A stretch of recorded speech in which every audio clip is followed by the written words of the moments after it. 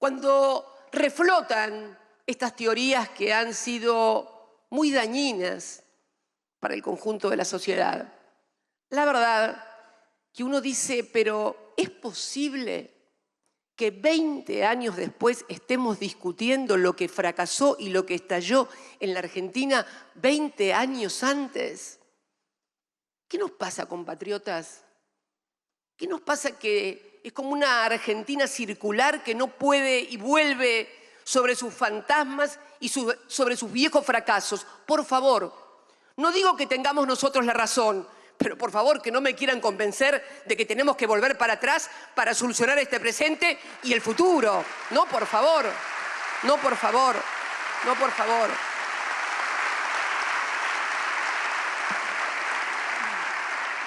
Sin embargo, hay un punto de contacto también con ese pasado, porque la situación en aquel momento,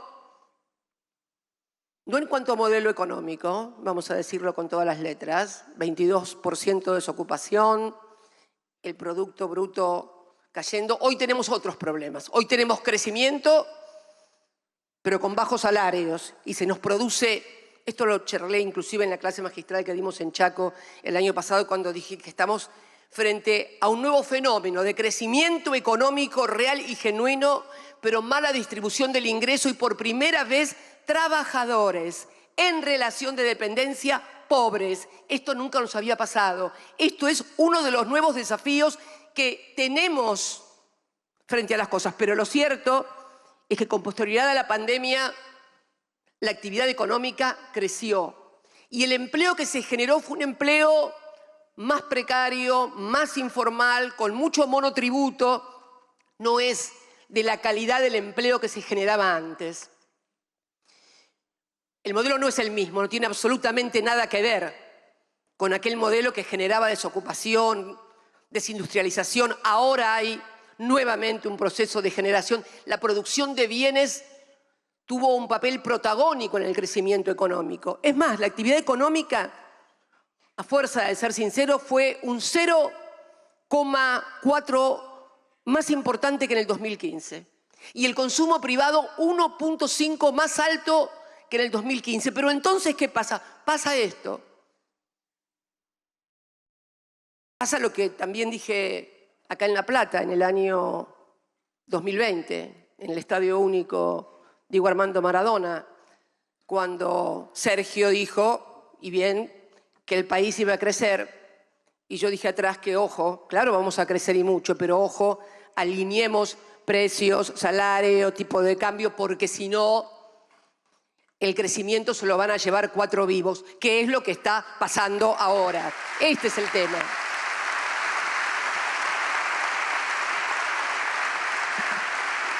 Este es el tema.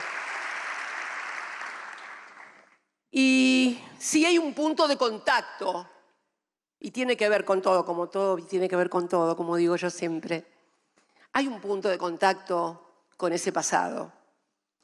Y es una presencia que nosotros, y cuando hablo de nosotros hablo como proceso y proyecto político, que a partir del año 2005 pudo, pagándole al Fondo Monetario Internacional, iniciar un ciclo virtuoso en el que los trabajadores volvieron a participar en la distribución del ingreso con más del 50%, exactamente 51,8%. Y la verdad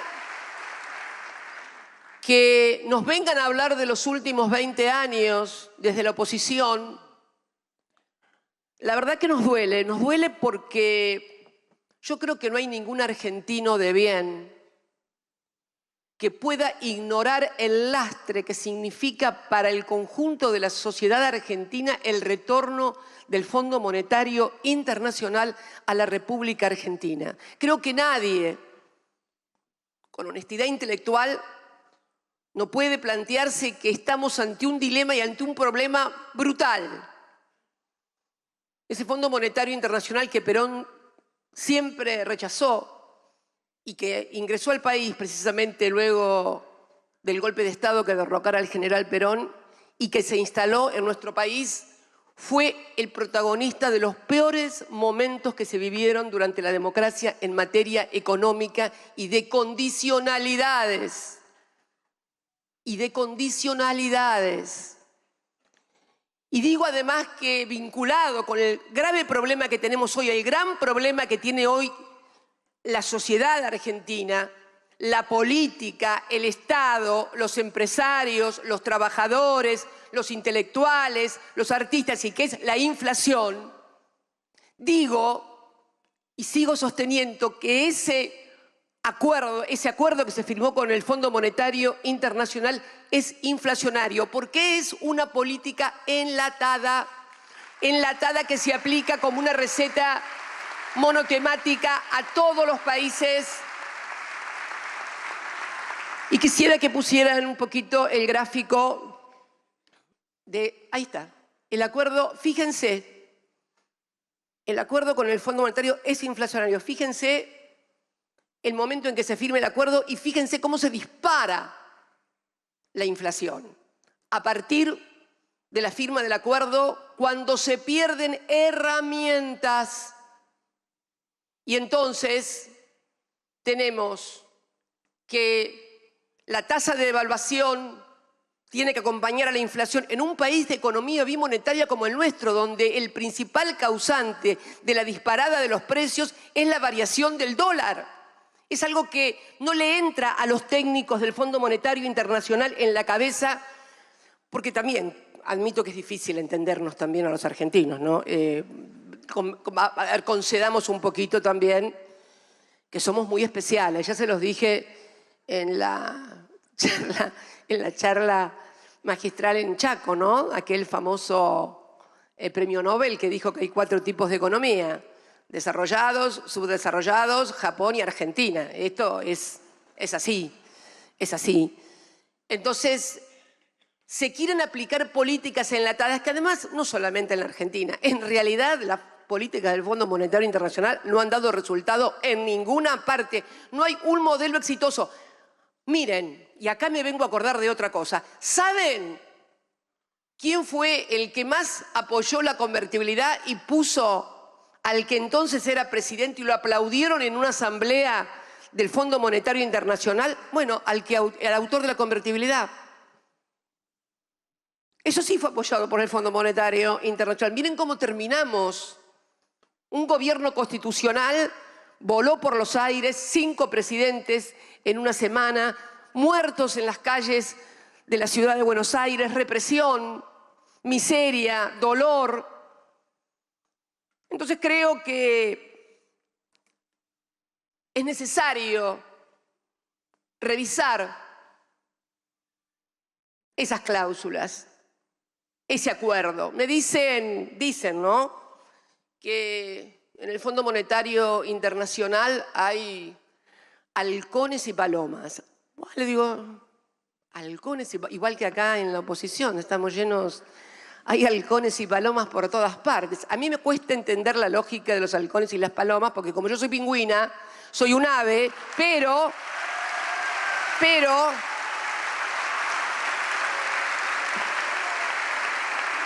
sí, porque vieron que los halcones y las palomas vuelan solos, son solitos, individualistas. Los pingüinos somos todos colectivos, vieron que somos todos juntitos, vamos para acá, para allá, somos muy colectivos. Entonces, me cuesta.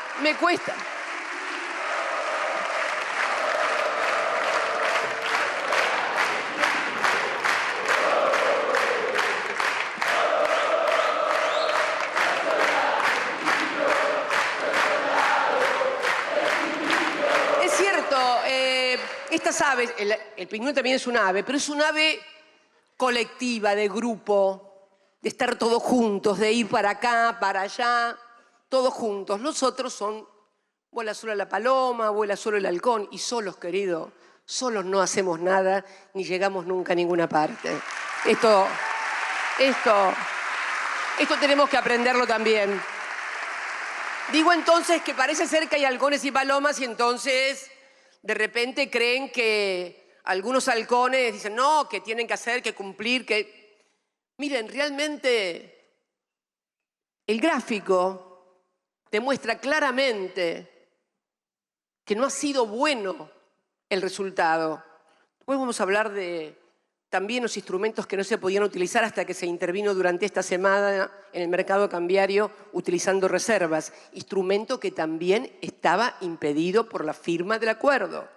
Pero deteniéndonos en el tema, el gran caballito de batalla fue el déficit fiscal. El año pasado, la meta del déficit fiscal se sobrecumplió. Hubo sobrecumplimiento, o sea, se cumplió más de lo que el fondo exigía y sin embargo la inflación se disparó igual. ¿Por qué? Porque la inflación está en la Argentina atada a la escasez o abundancia de dólares en una economía bimonetaria como la nuestra. Lo expliqué varias veces, pero siempre es bueno volver a hacerlo. La restricción externa, el stop and go siempre, esa cosa de que, bueno, la industria necesitaba dólares, por ahí no eran lo suficiente los que producía el campo, entonces se producía esa tensión, venía una devaluación, stop and go.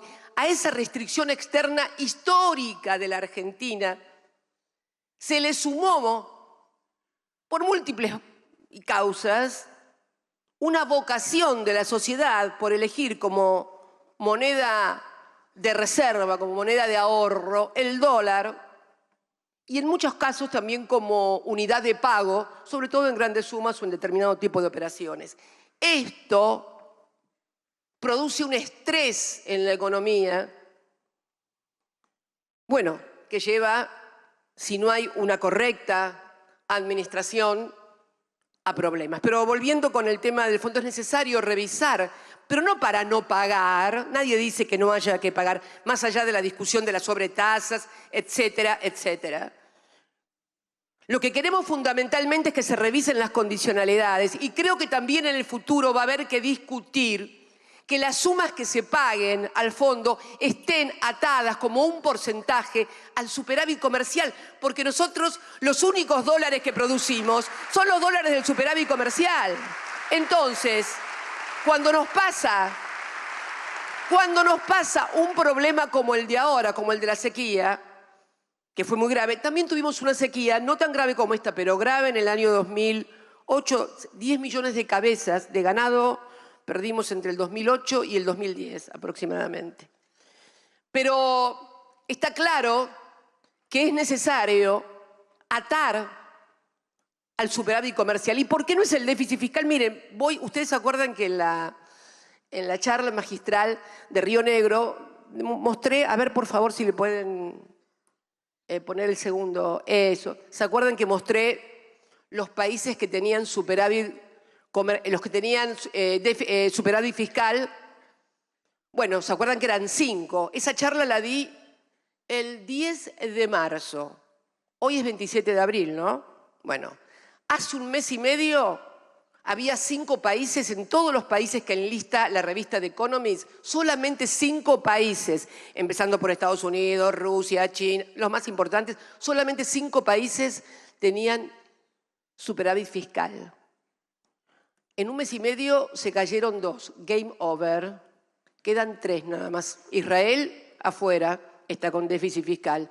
Chile, afuera, está con déficit fiscal. ¿Quiénes quedan únicamente con superávit fiscal en el mundo? Bueno, Noruega, autosuficiente en materia energética, Dinamarca, lo mismo, y Arabia Saudita. El resto todos tienen déficit, pero si uno va a la otra imagen y ve también enlistada la inflación, ve que en los otros países, pese a que la inflación ha crecido, no se ha convertido en el problema que se convirtió en la Argentina.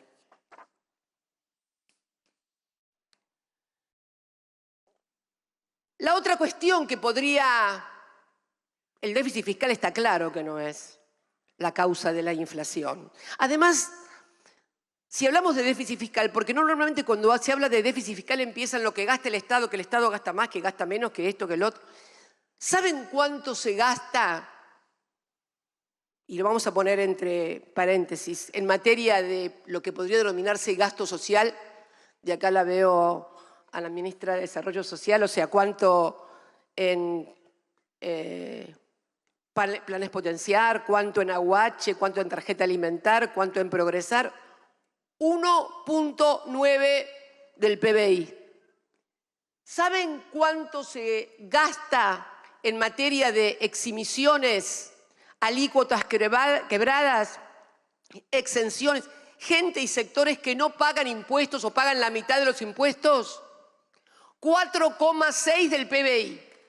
4,6 del PBI. O sea, yo me acuerdo que el que era presidente de mi bloque, que siempre se quejaba de los cheques que cobran los que tienen un plan o los cheques que cobran del Estado. Yo me quejo más de los que tienen plata y no pagan los impuestos, más de los que tienen... Esto es mucho más grave, mucho más grave. Fíjense, si nosotros revisáramos el gasto tributario que está en el presupuesto de la Nación, promociones fiscales, exhibiciones de impuestos, alícuotas quebradas, no tendríamos déficit fiscal, no tendríamos déficit fiscal. Hola, ¿qué tal? Hola, ¿qué tal? Pero además, si vamos un poquito y raspamos un poquito más tributariamente, vieron que los empresarios se programan a la televisión y se quejan de todos los impuestos que tienen que pagar, que ganancias, que la alícuota. La alícuota de ganancias es el 35%, ¿no, doctora? Es de la FI, por eso le pregunto si no estoy diciendo algo fuera de tono. 35%. ¿Saben cuánto pagan las grandes empresas de la alícuota del 35% sobre el impuesto a las ganancias? Adivinen. 2.45. ¿Pero cómo? Me van a decir ustedes.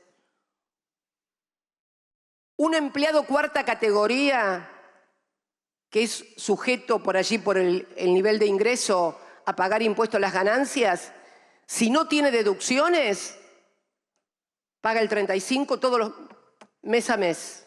Si tiene deducciones puede estar en el orden del 16%. 2.45 las mayores empresas del país. Pero ¿y cómo puede ser? Ah, sí, te cuento cómo puede ser.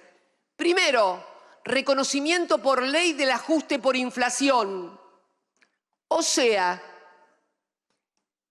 cuando vos vas al supermercado y le pagás al dueño del supermercado, le pagás en efectivo o en la tarjeta, o sea, o cobra los 30 días o cobra en ese momento. Pero él tiene que pagar la ganancia sobre eso que te vende a vos hoy, recién el año que viene.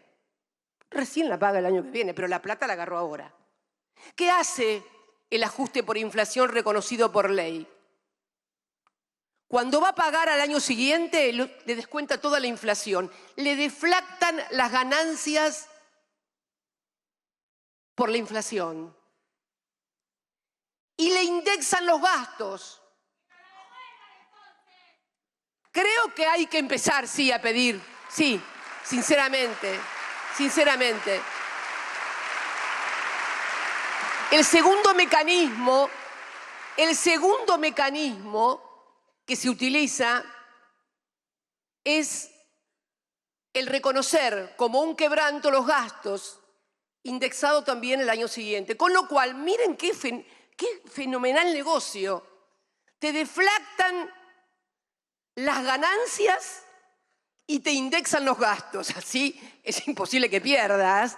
Yo también quiero ser empresario. Y esto no es una crítica a los empresarios, pero tenemos que sentarnos en una mesa, en serio, a hablar de estas cosas para ver cuánto pone cada uno. Porque si el que recauda, que es el Estado, para hacerse cargo de las inversiones de educación, de salud, de infraestructura, etcétera, etcétera, le deflacta las ganancias y le indexa, va a haber un déficit fiscal crónico. Entonces, yo estoy absolutamente convencida que es necesario sentarse y también simplificar tributariamente. Es cierto, por allí tenemos cientos o ciento y pico de impuestos que pueden ser eliminados, algunos que demandan por allí más gasto de papel y de trabajadores que lo que se recaude efectivamente. Pero en serio, a sentarse, basta del eslogan del déficit fiscal. Los políticos hacen cola para ir a los plenarios de los empresarios a decirles cuánto le van a pegar a la gente, cuántos empleados van a echar, cuánto van a bajar. No va más esto. Es poco serio y es poco sustentable en términos políticos. Miren, ayer estaba leyendo, alguien me mandó un artículo y todos hacen competencia a ver quién es más malo y quién va a ajustar más. ¿Pero en serio creen que hay una Argentina viable como la que quieren hacer? Y estaba mirando un artículo del jefe de gobierno de la ciudad que decía hay que hacer una brutal desregulación económica como la de Cavallo. ¿Pero qué están diciendo? ¿Pero qué es lo que quieren hacer con el país y con la sociedad?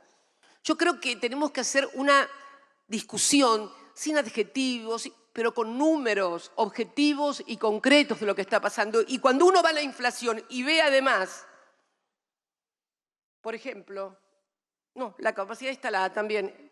¿Me pones, por favor? Porque otro de los temas, déficit fiscal no es inflación.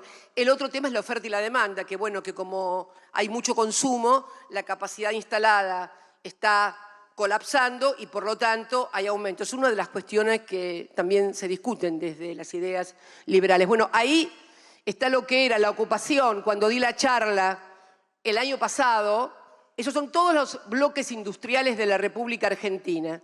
Bueno, con respecto a febrero del 23, que es la última medición, solamente 3 bloques aumentaron el uso de capacidad instalada. Todos los demás la redujeron. Sin embargo, los precios aumentaron. Está petróleo, vaca muerta, obviamente, aumentó fuertemente, sustancias y productos químicos e industria automotriz. O sea, no es por déficit fiscal, no es porque no tenemos capacidad instalada y entonces hay que invertir y por eso no se invierte, tampoco. Entonces, cuando uno ve lo que sucedió durante esta semana en la República Argentina, comienza a advertir que el problema está en otra parte, porque el dólar se movía y los precios se movían. Quiere decir entonces que no es ni el déficit fiscal, ni la oferta y la demanda, y después vamos a hablar al final de los precios y cómo se fijan los precios en la República Argentina y si los mercados son tan competitivos a la hora de fijar precios. Esta semana tuvimos, y todavía hoy, lo que se ha denominado corridas cambiarias. Por favor, en la siguiente. Esta es la historia de las corridas cambiarias en la República Argentina del 72 al 2014. Pueden verlas. La persistencia, que es la última columna, se da fundamentalmente por los tiempos en los cuales dura la corrida. Bueno, la corrida, a mí, por supuesto, fuera de la de Alfonsín, que fue fuerte también. Nosotros tuvimos también 6 corridas en el primer mandato y 5 en el segundo. ¿Y por qué? Pero no se enteró nadie. ¿Cómo que tantas corridas cambiarias? 2 cuestiones. ¿Por qué no se enteraron? ¿Por qué no impactaron en los precios con esta locura de que cierro, que no hay, que almacenan? Primero porque el mercado, el Banco Central interviene en la administración del tipo de cambio. Esto no se podía hacer hasta esta semana cuando se tomó la decisión de hacerlo porque el acuerdo con el fondo prohibía que el Banco Central interviniera en el mercado cambiario para evitar una corrida. Está prohibido por el acuerdo con el... Parte de las discusiones que tuvo el anterior ministro no fueron conmigo, ni por mí, fueron precisamente por esta situación del Banco Central que no intervenía no solamente acá, sino en otras situaciones, como por ejemplo sentarse sobre las reservas, porque la otra cuestión es no solamente intervenir en el mercado cambiario, sino poder hacerlo porque el Banco Central tiene reservas. Miren que me golpearon, corrieron y no teníamos tampoco acceso a los mercados internacionales. Pero con las reservas, sentadas sobre las reservas, sí, sentadas sobre las reservas, con la administración del tipo de cambio, con la regulación, pudimos sofocar. Corrida cambiaria, no se trata de una persona, es necesario volver a construir programas de gobierno, es necesario que nada vuelva a depender de una persona. Miren,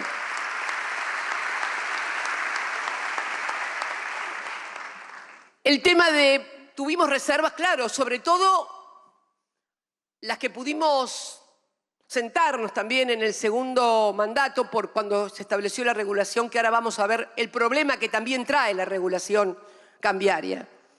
Porque no hay una solución perfecta, no es que se elige entre lo mejor y lo peor. Cuando se está en el gobierno normalmente, por lo menos en la República Argentina, siempre hay que elegir entre lo menos malo. Ojalá los gobernantes tuviéramos la posibilidad de poder elegir entre lo bueno y lo malo. Ahora tenemos que saber que cuando tomamos una decisión y enfrentamos intereses, nos enfrentan. Pero estas son las reglas de juego. Estas son las reglas de juego. Miren, durante el segundo mandato, si uno mira, y hablando un poco de inversión extranjera directa, ¿no? Donde se dice que es bueno, y es muy bueno que venga la inversión extranjera directa, pero claro, la inversión extranjera directa también remite utilidades, obviamente, y está bien que remite utilidades, nadie está en contra de eso. Si uno mira la historia, esto lo explica muy bien Eduardo Basualdo en su último libro, si uno mira la historia de lo que significa el ingreso de $1, estoy hablando de dólares que ingresan por inversión extranjera directa, y no dólares para la timba financiera, no, dólares que vienen de empresas extranjeras que vienen a invertir al país, a clavar el dólar adentro. Bien, entre el año 30 y el año 75, en todo el periodo, por cada dólar que entró de inversión extranjera directa, se remitieron al exterior $3 en términos de rentabilidad. $3. Entre el 75 y el 85, por cada dólar de inversión extranjera directa, 1.68, casi 1.70 de dólares entre remisión de utilidades. Si uno estudia el periodo de 2003 a 2019, o sea, nuestros 3 gobiernos más el gobierno de Macri, si uno mira todos los 4 periodos de gobierno, el superávit es de aproximadamente $6.000 millones entre inversión extranjera directa y salida. Pero ¿saben dónde se produjo el ingreso más importante, el superávit más importante entre el dólar que venía y el dólar que salía como utilidad? En el periodo entre el 12 y el 15, que fue cuando hubo regulación y llegó lo que se denominó popularmente el cepo, y que es regulación y administración cambiaria. Esto es lo que pasó. Si uno, por ejemplo, toma solamente el gobierno de Néstor, el primero mío y el de Macri, el saldo es deficitario en $821 millones. 7.100 millones de dólares por la regulación. ¿Qué hicimos? No es que le sacábamos las utilidades, los obligábamos a reinvertir las utilidades en la República Argentina. Y ahora deberíamos, porque tuvimos un superávit comercial de $45.000 millones entre diciembre del 2019 y $45.000 millones. Pero una parte muy importante se fue en pago de la deuda privada de empresas privadas. No debió haber salido ese dinero o esos dólares. El argumento, pero no se puede hacer que las empresas privadas tengan default. ¿Ustedes creen, sinceramente, que una empresa argentina que obtiene un crédito en dólares en el exterior, se lo dan en el exterior porque o es un préstamo de las propias empresas o es un préstamo que está apalancado por fondos en el exterior? ¿Quién va a prestar miles de millones de dólares si no están apalancados en el exterior con una garantía? Lo que pasa que después pagan con los dólares que deberían estar dedicados a la industria para sostener la actividad económica para pagar deuda. Claro que se podría haber evitado. Seguramente se habrían enojado algunos. Pero bueno, este es el problema de querer gobernar y conformar a todos. Finalmente terminás enojando a todos.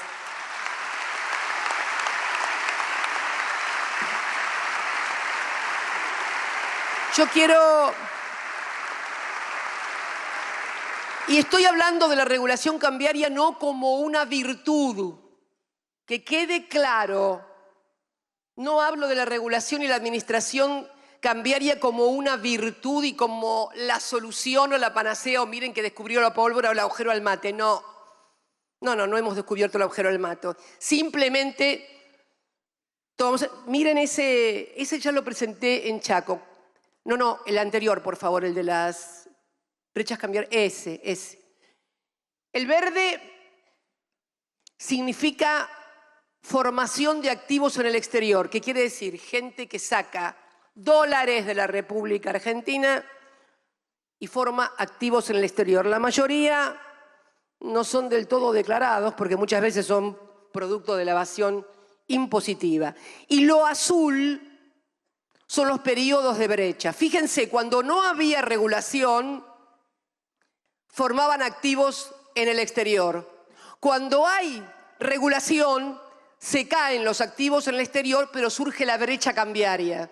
Y cuando surge la brecha cambiaria, vamos al otro. Ahí tenemos que se producen, cuando la brecha es demasiado grande, nosotros terminamos con una brecha, ahí está muy claro, con una brecha del 38% aproximadamente en los financieros y en el blue, que no es tan importante, el 50%, totalmente administrado. Pero no es lo mejor. ¿Por qué? Porque se produce, a partir de eso, o directamente se incentiva y se profundiza, porque en realidad siempre tuvimos el problema de la sobrefacturación de las importaciones y de la subfacturación de las exportaciones. Cuando la brecha crece, este problema de sobrefacturación y subfacturación se exacerba. Y el otro problema que tuvimos también es que durante nuestra gestión, sobre todo sobre el segundo mandato, en el cual los trabajadores y trabajadoras de la República Argentina tenían el salario más alto en dólares en la República Argentina, también elegían dolarizarse. No es una crítica, es una descripción de los problemas. Y también esto traía demanda, por eso el famoso cepo, que fue de $2.500 por mes, es casi Disneylandia. Pero las cosas que me dijeron por esos $2.500 por mes que se podían comprar, luego están en 200. Entonces, el problema está que cuando no hay regulación de desregulación, tenemos una formación de activos en el exterior muy importante. Y cuando hay regulación, tenemos la brecha y todo lo que ella genera. ¿Y todo por qué? Por la dolarización de hecho que hay en la Argentina. Y entonces, cuando yo sostengo que es necesario sentarse todas las fuerzas políticas, no a ver si va a haber flexibilización laboral, porque seguramente unos van a pensar de una manera, van a pensar de la otra, o la educación pública, si la querés gratuita o no gratuita. No. Estoy hablando de esto.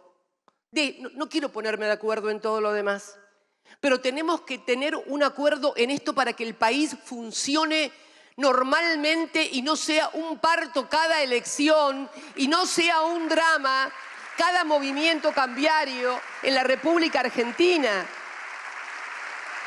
Sobre todo, agravado todo esto, porque nosotros estuvimos 12 años y medio administrando el país, pero no estaba el fondo. No estaba el Fondo Monetario Internacional, teníamos Teníamos libertad en las herramientas para poder gobernar. Y además de eso, veníamos bajando el endeudamiento. El problema se produce a partir del año 2016. En el año 2016 y 2017 Argentina fue el país que más se endeudó con los fondos de inversión privados internacionales. El país que más se endeudó. Y cuando llegaron hasta acá, como no tenían plata para devolver, esta es la historia, volvimos otra vez al fondo. Fue criminal lo que pasó. Fue criminal realmente lo que pasó. Pero pasó. Y acá estamos y tenemos que abordar esta cuestión. Pero entonces, creo que también debemos abordar una estructura en la República Argentina en materia de conformación de precios que dista mucho de lo que dicen las teorías liberales. A mí me encanta verlos por la televisión cuando dicen no, porque la competencia, los mercados son, hay que dejar a los mercados porque los mercados son transparentes, ellos deciden cómo está bien, cómo está... A ver. ¿Qué dice la teoría liberal? ¿Cómo son los mercados competitivos?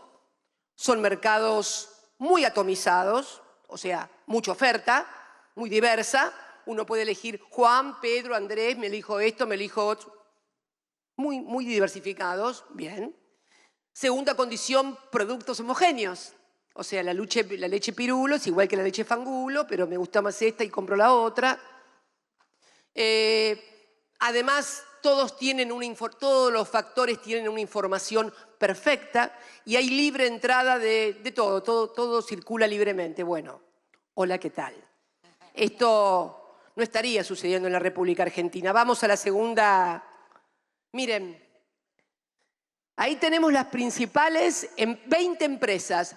Esas 20 empresas que figuran ahí, sí, porque hay que empezar a hablar con nombre y apellido. Unilever, Mastellone, Coca-Cola, Sancor, Danone, Molinos, porque si no parece que los precios los remarcaran, no sé, Cristina, Nicolás. No. Estas 20 empresas manejan el 74% hacen el 74% de la facturación de lo que vos comprás en la góndola. Bueno, atomizados, lo que se dice atomizado, el mercado no estaría. En algunos casos, como en el caso de la leche, por ejemplo, la leche por sachet, que es la que consumen los sectores populares, el 90% la produce una sola empresa, la Serenísima, Mastellone. Una sola.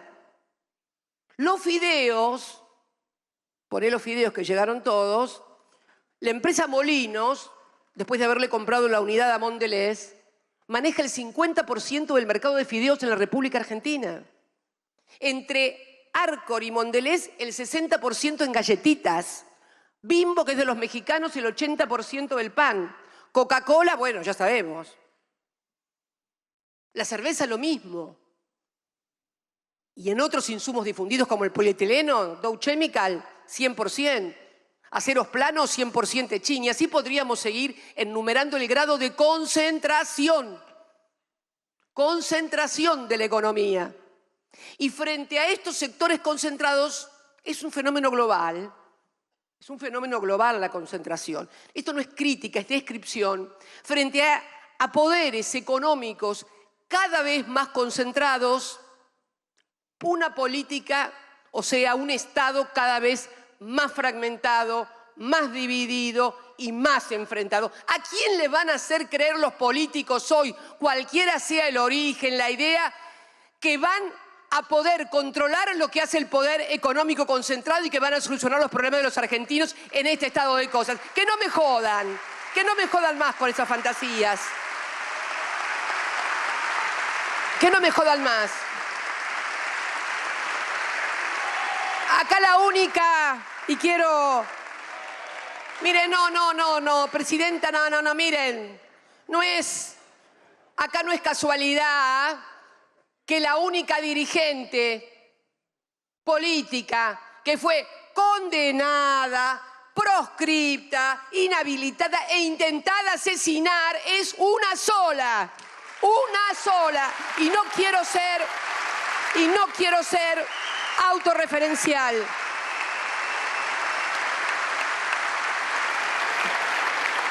Y no quiero ser autorreferencial. Pero esos mamarrachos que andan diciendo que la casta tiene miedo. ¿De qué tiene miedo? Si nunca te pasó nada, hermano. ¿Qué me venís a joder con que te tenemos miedo? ¿De dónde te tenemos miedo? ¿De dónde?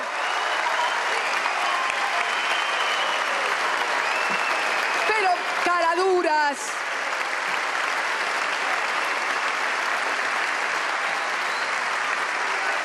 Caraduras.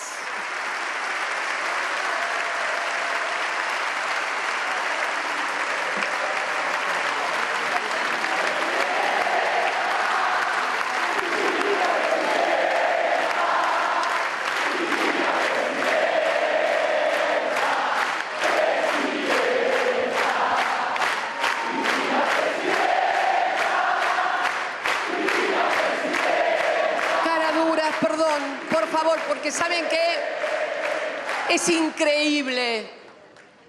Perseguida, mis hijos me quisieron matar. No quieren investigar a los que me quisieron matar y que tienen evidentes compromisos con sectores empresarios de la República Argentina. Miedo. Miedo tengo, ¿saben por qué? Porque mis nietos puedan crecer en un país tan injusto, tan inequitativo. A eso sí le tengo miedo. Yo ya viví, ya di lo que tenía que dar. Yo ya viví. Temo por los jóvenes, temo por los pibes, porque hay demasiada cobardía, hay demasiada hipocresía. Y esto es lo que está pasando en la República Argentina. Y quiero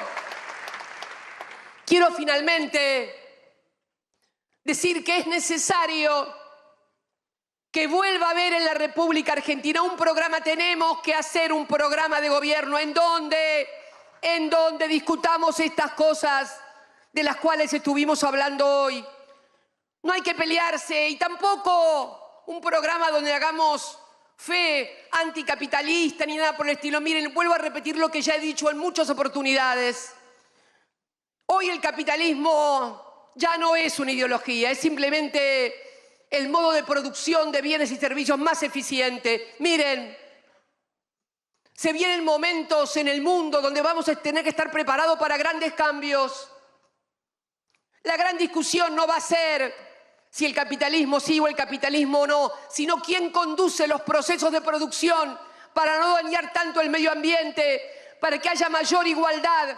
Si los dejamos a los mercados o el Estado, la política, vuelve a tomar la dirección. Esto es lo que decía Perón. Miren,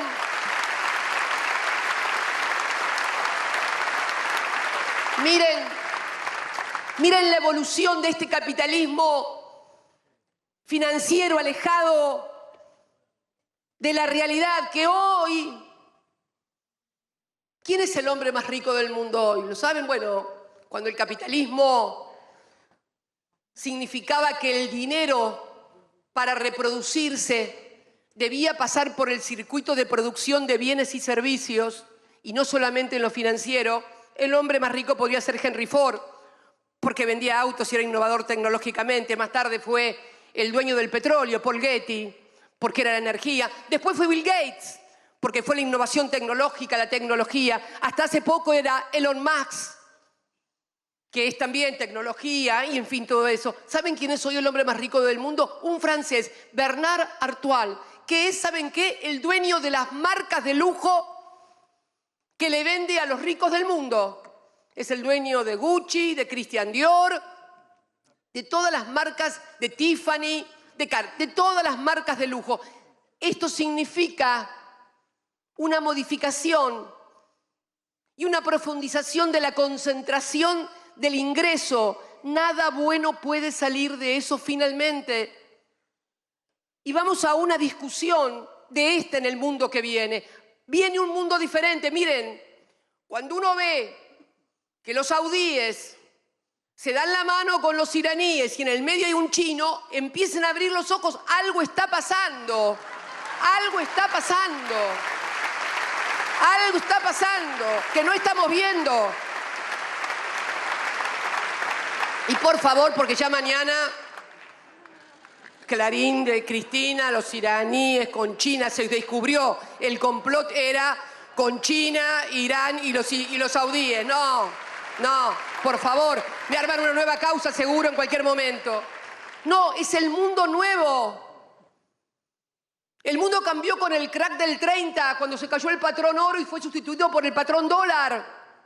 Ayer el ministro estaba firmando con China el intercambio, nuestro principal socio comercial, China y Brasil. Ayer el ministro estaba firmando un muy buen acuerdo con China para que todo lo que que importamos de China lo paguemos con yuanes y podamos utilizar el swap que tenemos, que fue ya concedido cuando yo era presidenta a partir de que firmamos el acuerdo estratégico con Xi Jinping en el año 2015. Entonces creo que es necesario que abramos los ojos, como decía Nicolás.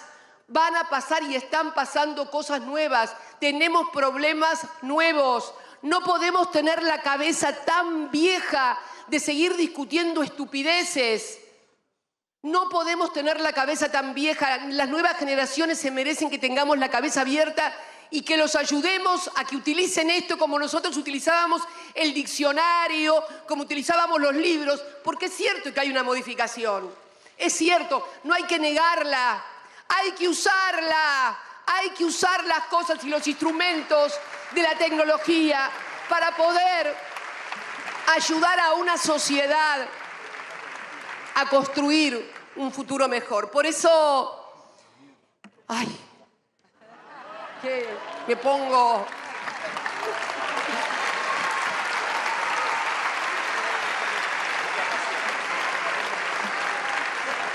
A veces es un problema tanta cosa. Bueno, pero créanme que tengo y siento hacia nuestro país, hacia nuestra patria, un amor infinito, como sé que lo sienten millones y millones de argentinos. Y creo que tenemos la obligación de dar discusión y debate. Pero, primero, cuando les dije a los compañeros y compañeras en Avellaneda que sacaran el bastón de mariscal, me pareció bien, pero no es para dárselo por la cabeza a otro compañero o a otra compañera. Eso ténganlo, por favor, muy claro, por favor. No utilicen el bastón para dárselo en la cabeza a otro compañero o a otra compañera, sino precisamente para poder ayudar a pensar una sociedad, un país diferente y ver cómo podemos contribuir cada uno de nosotros a un futuro mejor. Créanme que necesitamos un programa de gobierno, tenemos que ver cómo vamos a manejar nuestros recursos. Chile acaba de presentar un plan estratégico del litio. Tenemos que saber qué vamos a hacer con el litio, cómo lo vamos, si lo vamos a declarar recurso estratégico y conformar una asociación con privados, con provincias que son las que manejan los recursos. Tenemos que saber también cómo vamos a manejar lo que se va a dar a partir de la inauguración del gasoducto Néstor Kirchner con Vaca Muerta, esa vaca muerta que recuperamos en el año 2012 cuando decidimos recuperar la soberanía hidrocarburífera. Pero también tenemos que saber que no hay salvaciones milagrosas. Yo les decía al principio de la charla que en el año 98 el precio del barril del petróleo se cayó a $9. No creamos que porque tenemos vaca muerta nos va a salvar vaca muerta o nos va a salvar el litio, nos va a salvar el trabajo, la tecnología, la innovación, cuidar los recursos, generar distribución del ingreso que reproduce una sociedad más justa y más equitativa. Por eso creo que quiero felicitar a todos los integrantes de esta mesa y a otros compañeros que sé que han participado en el desarrollo de esta fantástica idea de esta escuela de formación justicialista. Creo que se necesita. No es que tengamos la razón los justicialistas, los peronistas o los kirchneristas, pero es una mirada. Quiero que entiendan nuestra mirada sin decirnos que por culpa nuestra, que los 70 años, que no es, saben que no es cierto, además. Saben, además, que no es cierto. Saben que hoy el principal problema que tenemos es ese endeudamiento brutal que nos han dejado. Nosotros no vamos tampoco a decírselo las 24 horas del día, pero por favor, un poco más de honestidad intelectual de todos y todas a la hora de discutir los problemas de los argentinos y las argentinas. Muchas gracias. La fuerza de Argentina está caminando a mi lado, baby, no estoy solo. 8:21, hasta ahí acaba de hablar la vicepresidenta, exactamente 1 hora 21 minutos con definiciones sobre todo económicas, no la que todo el mundo estaba esperando, ahora lo vamos a analizar. Apuntó directamente contra Javier Milei por la dolarización, habló del Fondo Monetario Internacional, sostuvo que considera ella se trata de un acuerdo inflacionario entre algunas de las definiciones que podemos sintetizar esta hora y 20. Eddie, Gustavo, Martín, ¿cómo le va? Buenas noches. Buenas noches. Bien. Bueno, primera reflexión. Bueno, un discurso que yo diría que la principal lucha se dio entre las expectativas y las palabras, ¿no? O sea, las expectativas siempre cuando va a hablar Cristina, acá taxativamente va a indicar algo, Sí. No lo hizo.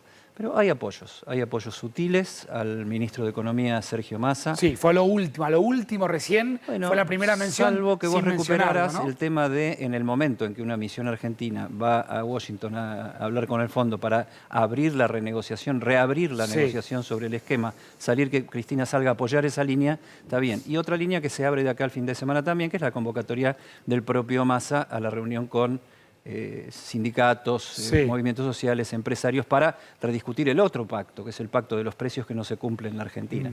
Y después, bueno, elogió el final de esto. En cuanto a personas propias a favor, el único que queda ahí parado en una situación expectante. Si Cristina estuviera decidiendo algo, la verdad es Sergio Massa, no hay otro. Ella dijo, conmigo no se hagan los rulos, yo no, acá no es presidenta, no presidenta. Diciendo eso. Ahora, también es cierto que Palito, cuando uno repasa, Alberto y a Guzmán allá, ¿no? Cuando uno repasa la historia de la frase no nos hagan los rulos, cada vez que lo dijo, después, digamos, fue en contrario.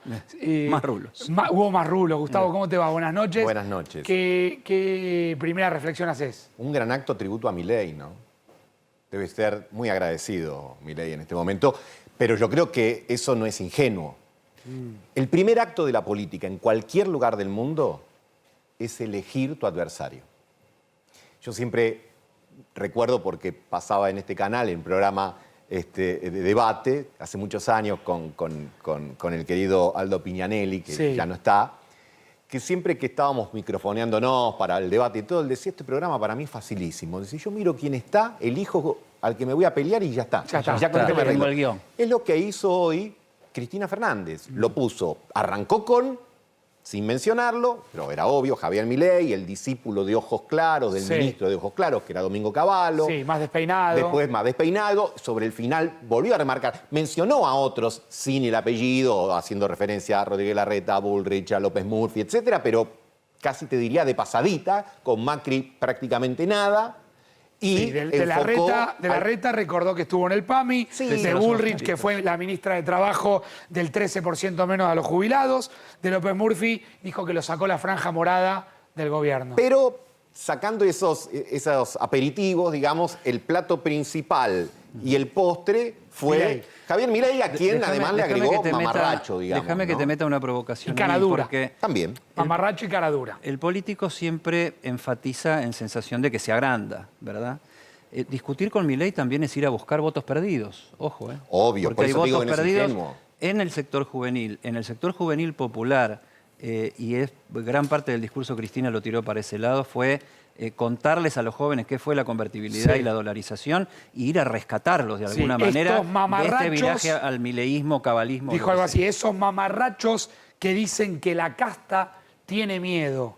Y automáticamente, como marca Eddie, se refería quizás a un electorado un poco más juvenil. Ahora, todos estábamos aguardando una definición electoral, incluso los mercados, y esa definición electoral no estuvo. Yo no la advertí. De hecho, las 2 veces o las 3 veces que cantaron Cristina Presidenta, ella dijo, no es por ahí, yo ya di lo que tenía que dar. Si uno tomar al pie de la letra las pocas referencias que hizo. Exageró. Y además dijo, yo ya viví, digamos, como hablando en términos del peronismo, como una leona herbívora sería, ¿no? Como alguien que ya está... Ahora, ¿no estamos entrando en un proceso de repejotización del peronismo? Suele suceder... Porque vos tenés, ayer se te incorporan los sindicatos, los movimientos sociales, peleados entre sí y peleados entre sectores del gobierno en una situación. Hay una convocatoria para el 16, es la convocatoria del PJ, donde ya se alinearían... El Congreso. El Congreso del PJ, donde ya se alinearían las decisiones. Y ahí estaríamos pasando al dedo de Cristina a unos cuantos dedos que dirían... Aparentemente, en algún momento la decisión de quiénes son los candidatos la van a tener que tomar, ¿no? A ver, detrás de cada... Porque convengamos en esto, yo insisto con esta cuestión, es lo único interesante que puede dar vuelta a la página del lado del gobierno hoy. Yo creo que la lógica de aquí a las PASO es tratar de reunificar alrededor de una épica y de un adversario, ¿no? Porque insistimos que con los resultados de esta administración, de los cuales prácticamente no hizo referencia, y el único cuadro que mostró señalaba un deterioro de la capacidad instalada en los últimos meses en casi todos los rubros. Sin mencionarlo, Alberto, diciendo este es el problema de gobernar queriendo conformar a todos. Exactamente. En alusión, obviamente, a Alberto sin mencionarlo, ¿no? Exactamente. Terminan todos enojados. Terminan todos enojados. Entonces creo que el primer tramo de la campaña es reunificar. Ella dijo peronismo, kirchnerismo, aliados, señaló de no dar el bastón de mariscal por la cabeza a ningún compañero, con lo cual está diciendo, bueno, vamos, reagrupémonos. Todos. Y en la segunda parte es ellos o nosotros, digamos, estableciendo un antagonismo muy duro, creo que en primer lugar, eligiendo, insisto en esto, a fuerza de ser reiterativo, la elección de un adversario es la decisión más crucial que uno toma en una campaña. ¿Con quién te peleás? ¿Con quién elegís?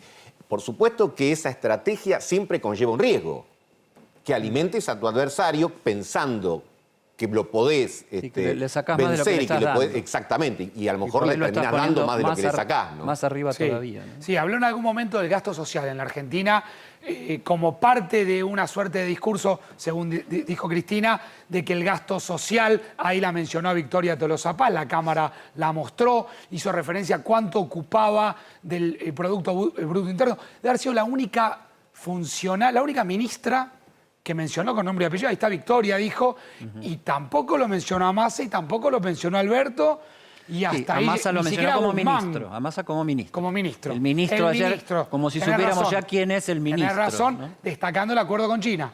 Yo creo que ahí también, ¿no? En esa mención que vos hacés, que hizo de la ministra de Desarrollo Social, si uno recuerda el acto anterior o el tras anterior, cuando en algún momento Tolosa Paz fue a saludarla, ella como eludió ese saludo. Y hoy la menciona en términos más amables, creo yo, señalando que por el momento, salvo el presidente, todos los demás son bienvenidos a repasar la estrategia de cara a la etapa que viene. Bueno, a ver, precios, fue un capítulo importante, ahí disparó fuerte contra 20 empresas, habló de oligopolio, se concentró la mirada en la industria lechera, habló digamos, particularmente de Mastelone. 20 empresas que te venden el 75% de lo que compras en una góndola de supermercado, ¿no? De góndola. Ahí se puso, digo, con un discurso más fácil de entender, porque hubo tramos, Gustavo, que fueron muy técnicos. ¿Sí? En el marco de esto, que en definitiva se presentaba como una suerte de clase, cuyo título era La Argentina Circular, a la que ella refirió más de una oportunidad, mostró una línea de tiempo de las corridas bancarias, en tanto cada gobierno. Yo creo que hizo un espejo. Hizo un espejo con el concepto de Milei de casta, señalando que hay una casta que en realidad es la casta económica. Sí. Para ella la casta, en todo caso, cuando muestra ese listado de empresas, lo que está señalando que el poder es ese. Porque en la Argentina la discusión es quién tiene poder, nadie lo tiene. Muy interesante esto que planteás. Es decir, de alguna manera buscando esa suerte, vendría a ser la estrategia casta. Exacto. Aún pegándole a Milei, aún planteando esos que dicen que la casta tiene miedo. Ella también elige un discurso medio... Ella también habla de la casta. Claro, habla de otra casta. El lema de hoy sería la casta es el otro. En vez de la patria es el otro. Claro. ¿no? La casta es el otro. Cada uno entiende que el privilegio, si vos estás del lado del Estado, que hoy podríamos decir que en ese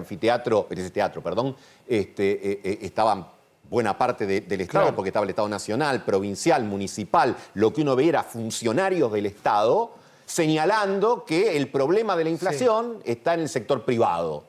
Y otros que se paran más en el sector privado dicen, no, el problema, la casta son ustedes. Unos le dicen a los otros siempre, vos tenés el poder, no, vos tenés el poder, vos sos la casta, no, vos sos la ¿Quién casta. es la casta entonces? Bueno, no Bueno. sé, es decir, Bueno, el tema es si hay que Lo utilizar podrías esos contestar- conceptos para interpretar la lo podrías realidad. contestar por la negativa, porque un poco la casta tiene que ver con cuál es el lugar que Cristina se da a sí misma en los episodios históricos que ella va nombrando. O sea, hay momentos en que ella se tiene que sacar rápidamente de la escena porque ella estaba Claro. ahí. O sea, vos decís, ¿dónde estaban Cavallo y Alberto Fernández en 2003? Y eran el respaldo porteño del desembarco del kirchnerismo Exactamente. en la Ahora, Argentina. me quedo Vos pensando planteás- con la estrategia casta, porque acá me apunté algo. Pero párate, ella dice, ¿quiénes son las empresas más ricas hoy? El dueño de las empresas de alta gama que le venden productos. Gucci, o sea, la mencionó. el meme de las redes sociales es Cristina con Louis Vuitton, Y con sí. Gucci, con las grandes marcas. O sea, lugar medio áspero que Cristina toca, Cristina estuvo o está ahí de alguna manera, se tiene que sacar del relato. Dijo, estoy de acuerdo con que hay que eliminar impuestos.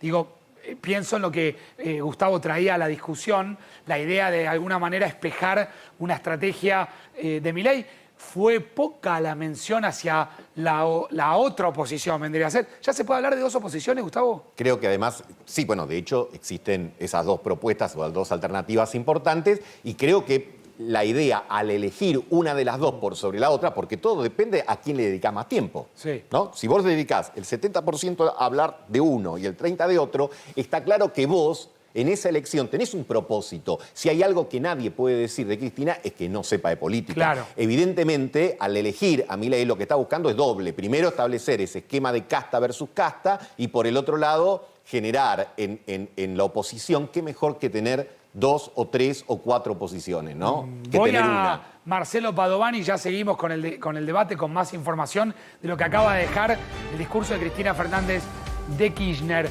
Marcelo, ¿con quién estás? Buenas noches. ¿Cómo te va, Facundo? Buenas noches a la audiencia. El diputado Hugo Yasky haciendo las primeras reflexiones después del discurso de Cristina. Lo escuchamos. Elementos que son claves para el debate político de estos días, porque si no muchas veces nos pasa que cuando hay una corrida cambiaria como esta, miramos al cielo y nos preguntamos por qué los argentinos tenemos que sufrir permanentemente este tipo de embestida, y creo que bueno, ha sido muy útil los aportes de Cristina, creo que le había haciendo un esfuerzo enorme, y bueno, si alguna duda teníamos de la centralidad de Cristina en la política argentina, creo que nos vamos convencidos de que ya no queda ninguna duda que es la figura principal, la que nos puede nutrir, la que tiene las luces altas encendidas y la que, bueno, se ofrece para un debate con mucha apertura. Fíjense que ella habló de que hay algún punto o unos 2 puntos en los que nos tenemos que poner de acuerdo todos los argentinos, pensemos como pensemos, y creo que, bueno, eso es una actitud que ojalá encuentre eco en otros políticos de la Argentina y particularmente en los que quieran gobernar este país para bien del conjunto. Cristina nuevamente volvió a decir, ya di todo lo que tenía que dar, ¿no? O sea, diciendo que todavía no va a anunciar su candidatura.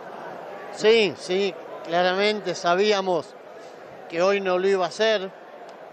No sabemos realmente qué es lo que va a pasar en estos 2 meses en el que todavía esperamos una respuesta de Cristina. Creo que hoy la vimos con estatura de presidente, quizá a ella no le gusta, Yasky, pero atención todos que los estuvimos vuelve a en tomar este el teatro micrófono cuando Cristina, dijimos pero ya Cristina fuera, presidente, de cara a la militancia.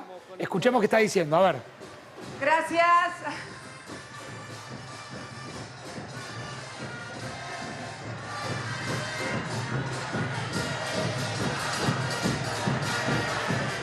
Muchas gracias a todos los compañeros y a todas las compañeras que se acercaron acá a esta noche, al Teatro Argentino, tan caro a nuestra memoria y a las cosas que vivimos acá. Quería agradecerles a todos y a todas y, bueno, seguramente estuvieron escuchando lo que estuvimos compartiendo, reflexionando, diciendo y viviendo, porque también la política no solamente es decir, es vivir también, ¿no? Y vivir significa hacer todas las cosas de la vida en la política, no solamente cuando estamos en un acto o en una movilización. La política es todo, cuando estamos en la escuela, en la cola de la panadería, en la cancha. Hay que debatir, compatriotas, compañeros, compañeras, hay que debatir, hay que bajar a discutir, a pelear por las ideas, a pelear por la patria, a pelear por la historia y por la memoria. La verdad que esto es lo que queremos hacer y por eso hoy vine a acompañar a los compañeros y compañeras que han tenido la fantástica idea de crear esta escuela justicialista Néstor Kirchner. Realmente un gran homenaje a quien fuera mi compañero de vida y mi mejor amigo. Muchas gracias a todos y a todas, los quiero mucho. Gracias.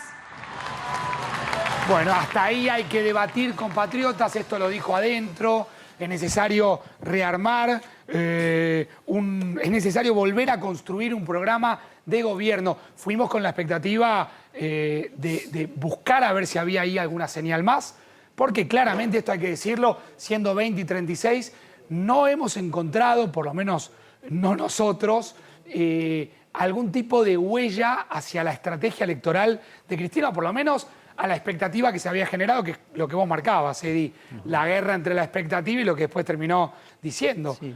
No hay acá, si se quiere, una alusión directa a lo que pueda llegar a ser de cara a candidatearse o no. La última vez que pasó algo similar, que fue en 2019, en mayo de 2019, fue Cristina sorprendiendo con la elección de un candidato.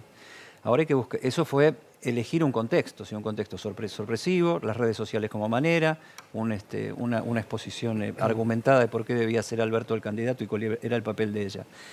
Creo que se está construyendo una alternativa distinta, o sea, una circunstancia distinta y que tiene que ver con esto. O sea, a mí no me llama la atención esto de cuando los políticos bautizan cosas, ¿no? Escuela justicialista Néstor Kirchner. Acá hay nos volvemos a ser todos peronistas de nuevo y empezamos a discutir las mismas cosas y no salgamos a la calle a pelearnos entre nosotros. Esa fue la recomendación. Ahí te doy, Gustavo, está hablando Cecilia Moró, urgente, vamos ahí. Perdón, Leopoldo Moró. La mayoría de los argentinos que tiene condiciones de estadista. Candidatos hay muchos de nuestro espacio y de tantos otros, tantos candidatos que a esta altura hay mucha gente mareada con nombres, pero estadista hay una sola. ¿Pero no se bajó para usted entonces? ¿Cómo? ¿Para usted no se bajó entonces Cristina con esa frase? No, yo creo que ni se bajó ni se subió. Se elevó como la dirigente política que está en mejores condiciones de afrontar los desafíos que tiene la Argentina en el futuro. Yo creo que debe ser candidata no solamente porque rememora los mejores años que pasamos los argentinos en democracia, sino porque tiene una visión estratégica del futuro. Y en ese sentido hoy se elevó. ¿Por qué lo puso a Moró en el centro del ring? A Moró no, a Milei, ¿por qué? No lo puso a Milei. Ella hizo una interpretación en el sentido de que efectivamente Milei aparece como enfrentando a la casta cuando habla de la dirigencia política, pero en realidad la que enfrenta verdaderamente a la casta cuando se trata de hablar de los poderes reales de la Argentina es ella y no Milei. Bueno, pero Milei justamente, más allá de que es diputado de la Nación, es un precandidato a la presidencia. Parece como que lo hubiera subido al ring. No lo subió al ring. Lo que pasa es que es un discurso que a partir de la situación de crisis que está viviendo la Argentina desde el 2016 en adelante y que en algunos aspectos nosotros no hemos podido resolver, se ha desconectado de la política. Entonces el discurso de Milei es un discurso que prende sobre todo en algunos sectores juveniles que no tienen la memoria histórica de lo que fue el periodo entre el 2003 y el 2015. Y ella quiere, porque siempre ha tenido una particular atención por los sectores juveniles, hacerle caer la venda de los ojos respecto a que Milei, en definitiva, para decirlo en términos criollos, es un mano chanta. Leopoldo, ¿es posible una mesa entre Cristina Kirchner, Sergio Massa y Alberto Fernández o que se reanude el diálogo? No, yo no lo sé, tampoco me parece que sea tan importante. Yo creo que lo importante es que ella hoy le planteó al país y al frente de todos el esquema de un programa de gobierno. Y es más, creo que no lo hizo solamente para el frente de todos. ella planteó la necesidad de reconstruir el pacto democrático, lo ha reiterado muchas veces, planteó la necesidad de un acuerdo político que los sectores del poder real en la Argentina tratan de obturar, porque cada vez que alguien se acerca a Cristina Kirchner, como el caso de Melconian y tantos otros con los que se ha reunido, que se conocen y que no se conocen, aparecen los poderes fácticos poniendo una muralla en el diálogo entre Cristina y el resto de la dirigencia política. Bueno, allí estaba Facundo, el diputado Leopoldo Moró. Bien, bueno, haciendo la reflexión acerca del discurso de Cristina. Nos llamás, Marce, a micrófono abierto. Bueno, Gustavo, ratifica un poco el análisis inicial tuyo, ¿no? Sí, a subirlo al ring a Milei y a pegarse contra Milei. Me parece que es lo más claro que podemos sacar del acto de hoy. Después todos los datos, los gráficos y todo eso lo podemos dejar a un costado. Es para una discusión de carácter técnico. Sí, pero ahí también atacó mostrando el esquema, por ejemplo, dolarizador de Ecuador, marcando que la dolarización que propone Milei no es efectivamente una solución a la inflación. Sí, pero insisto, me parece que lo que queda es el hecho de reagrupar fuerzas, elegir adversarios para esta etapa y eventualmente me parece que quizá la candidatura de ella, si uno tuviese que juzgarla por el día de hoy, parece un escenario más lejano. No digamos imposible, porque en política no hay imposibles, pero digamos un escenario más lejano y probablemente en algún momento de fines de mayo, principio de junio, pueda haber a lo mejor sorpresa. La va a tener que haber necesariamente, porque en algún momento va a haber que inscribir el 24 de junio las listas. Pero me parece que lo de hoy fue muy concreto, el objetivo era finalmente el de establecer el duelo con Milei. Y algo que decía recién el diputado Moró, ¿no? La idea de la necesidad de contar para los que no vivieron. Hay una aceptación que los jóvenes están, digamos, más agrupados detrás del voto de Javier Milei, o por lo menos no del Frente de Todos. En algunos casos lo quieren explicar por desconocimiento, pero otros podrían arguir que precisamente por conocimiento, digamos. Vos fíjate que en un momento dijo, a los jóvenes les hablo porque necesitamos que superen los 20 segundos de TikTok. Y entren a profundizar un poquitito más en la historia. O sea, directamente, o sea, le habla a los jóvenes de TikTok. Que no casualmente es el segmento, el grupo etario en el cual Milei recoge más intención de voto. Y donde hizo más intención de voto el kirchnerismo en todos estos años. Hasta ¿no? O sea, hace, el kirchnerismo es un fenómeno atención, desde la está, militancia básicamente juvenil. Está Grabois con Padovani, Marcelo. Etcétera. Es solamente el 1.9 del PBI.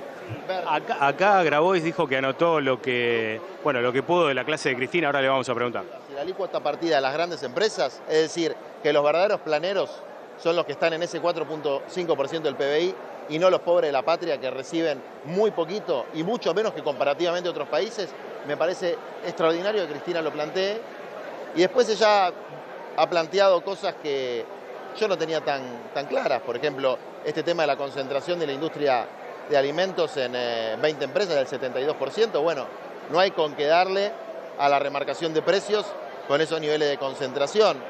No tenía tan claro tampoco que ella tenía una posición tan firme en relación a la necesidad de una estrategia nacional del litio sin permitir la fragmentación en las distintas provincias de una decisión estratégica para el país.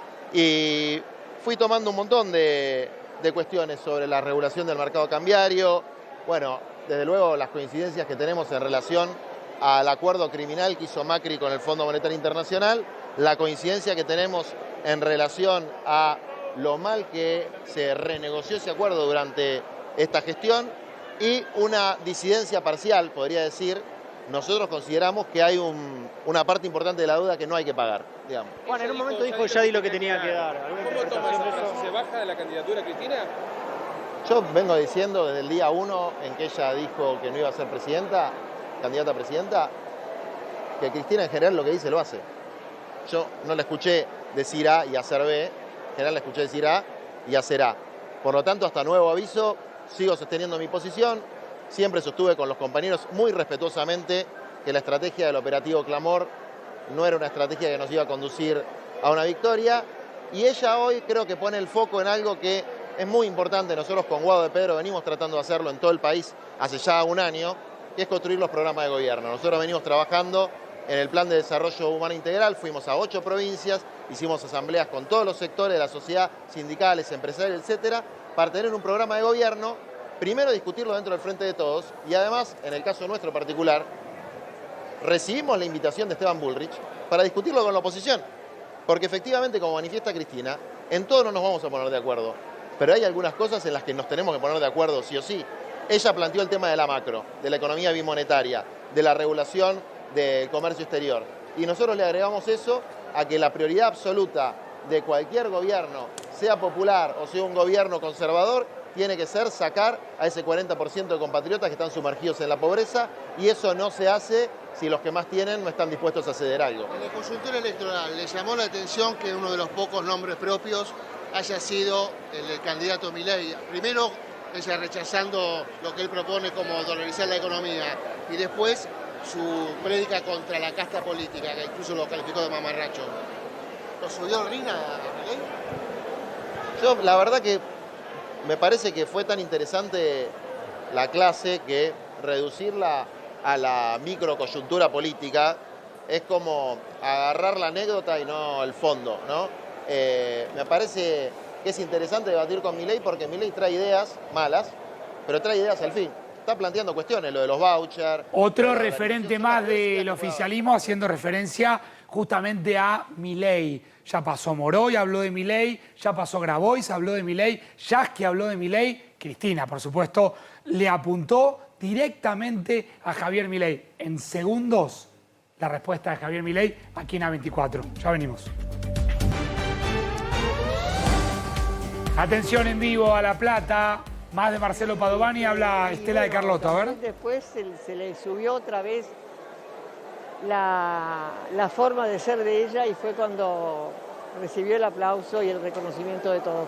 Yo la quiero muchísimo, no sé cómo ayudarla, pero sé que la decisión la va a tomar ella. Pero sí, y lo digo acá al periodismo, a Cristina, que la necesitamos y que por favor acepte ser la próxima presidenta, porque creo, de acuerdo a lo que yo veo y escucho, miro mucha televisión para informarme, ella es la ideal protagonista del futuro. ¿Da igual en el Frente de Todos que la candidata sea Cristina o el candidato sea Sergio Massa o Guado de Pedro?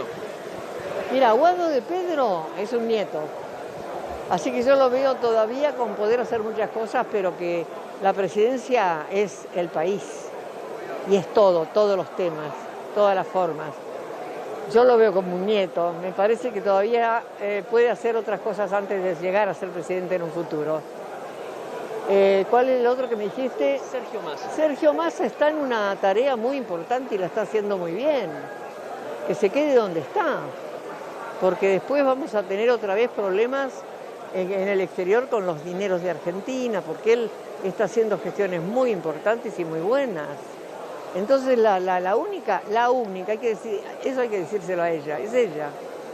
No porque los demás no sirvan, sino sirven para el grupo que es un gobierno. El gobierno no es el presidente solo, es el grupo que gobierna. Estela, ¿usted cree que si Cristina se presenta como candidata tiene sentido unas PASO, una interna entre el Frente de Todos? Mira, de eso no entiendo nada.